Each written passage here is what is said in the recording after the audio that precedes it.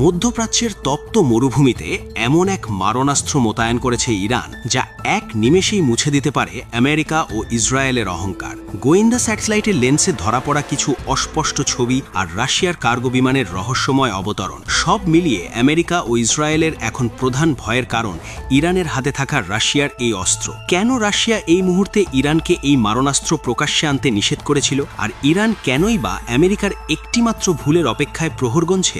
ঘটনার প্রেক্ষাপট শুরু হয় 2025 সালের ডিসেম্বরের শেষ সপ্তাহে, যখন বিশ্ব বড়দিন আর নতুন বছরের উৎসবে মত্ত।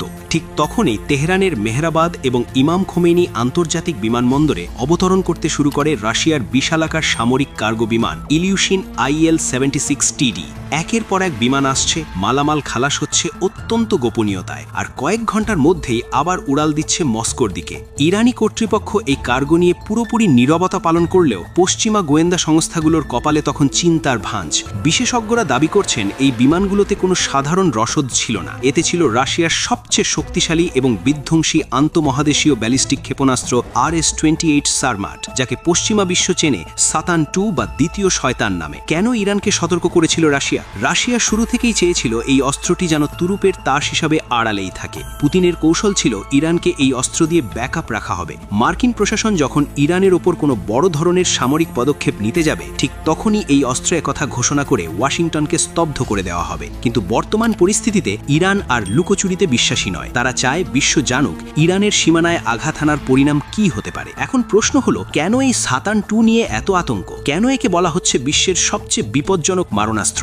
RS-28 সারমাট বা সারমাট হলো বিশ্বের সবচেয়ে ভারী এবং শক্তিশালী আন্তঃমহাদেশীয় ব্যালিস্টিক ক্ষেপণাস্ত্র। 18,000 কিলোমিটার পাল্লা, যে কেউ শিউরে উঠবে। অর্থাৎ ইরানের মরুভূমি থেকে এটি অনায়াসেই আমেরিকার যে কোনো শহরে নিখুঁতভাবে আঘাত হানতে সক্ষম। শুধু তাই নয়, একটি মাত্র সারমাট মিসাইলে 10 থেকে 15টি MIRV নিউক্লিয়ার ওয়ারহেড বহন করা যায়, যার অর্থ হলো একটি মিসাইল মহাকাশে যাওয়ার পর 15টি আলাদা আলাদা লক্ষ্যে আঘাত হানতে পারে। এর বিস্ফোরক শক্তি প্রায় 50 মেগাটন। কিন্তু এখানেই শেষ নয়, এই সারমাট মিসাইলের সাথে ইরান যুক্ত করেছে রাশিয়ার আরেক অবিশ্বাস্য প্রযুক্তি, অ্যাভানগার্ড হাইপারসনিক গ্লাইড ভেহিকেল। এটি শব্দের চেয়ে 27 গুণ বেশি গতিতে বা ঘন্টায় প্রায় 32,000 কিলোমিটার বেগে লক্ষ্যে আঘাত হানতে পারে। বর্তমান বিশ্বের কোনো রাডার বা প্রতিরক্ষা ব্যবস্থা, এমনকি আমেরিকার অত্যাধুনিক থার্ড কিংবা পেট্রিয়েট মিসাইল ডিফেন্স সিস্টেমও এই অ্যাভানগার্ডকে আটকানোর ক্ষমতা রাখে না। এটি বাতাসের গতির চেয়েও দ্রুত এবং মাঝ আকাশে এর গতিপথ পরিবর্তন করতে পারে, যা একে করে তুলেছে কার্যত অজেয়। সাম্প্রতিক দিনগুলোতে ইরানের সামরিক কমান্ডারের কণ্ঠে শোনা যাচ্ছে চরম হুঁশিয়ারি। ট্রাম্প প্রশাসনের কড়া পদক্ষেপ এবং মধ্যপ্রাচ্যে মার্কিন ঘাঁটিগুলোর নড়াচড়া ইরানকে বাধ্য করেছে তাদের শেষ অস্ত্রটি প্রস্তুত রাখতে।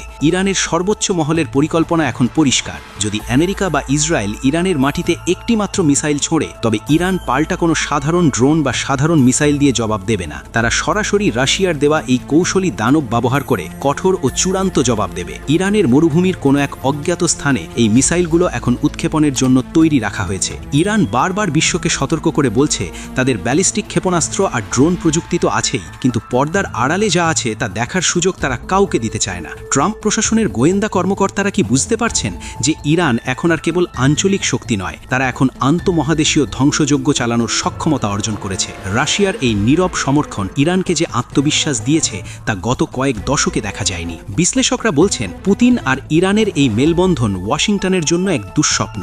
একদিকে রাশিয়ার অত্যাধুনিক প্রযুক্তি, অন্যদিকে ইরানের ব্যবহারের অদম্য সাহস, এই দুই মিলে মধ্যপ্রাচ্যের সমীকরণ পুরোপুরি বদলে দিয়েছে। ইরান এখন আর রক্ষণাত্মক নয়, তারা এখন আক্রমণাত্মক মোড়ে আছে। তারা চায় আমেরিকা যদি কোনো ভুল পদক্ষেপ নেয়, তবে তারা যেন রাশিয়ার এই মারণাস্ত্রের খেলা দেখার সুযোগ পায়। বাতাসে এখন বারুদের গন্ধ। তেহরানের আকাশে রাশিয়ার সেই ইলিউশিন IL-76TD কার্গো বিমানগুলো যে বীজ বপে দিয়ে গেছে, তা কি এখন এক ভয়াবহ মহিরু হয়ে বিশ্বকে গ্রাস করবে? ট্রাম্প প্রশাসন কি পারবে এই প্রলয় রুখতে, নাকি এক ভুল সিদ্ধান্তে শুরু হবে তৃতীয় বিশ্বযুদ্ধ, যেখানে সাতান 2 হবে ইতিহাসের শেষ সাক্ষী?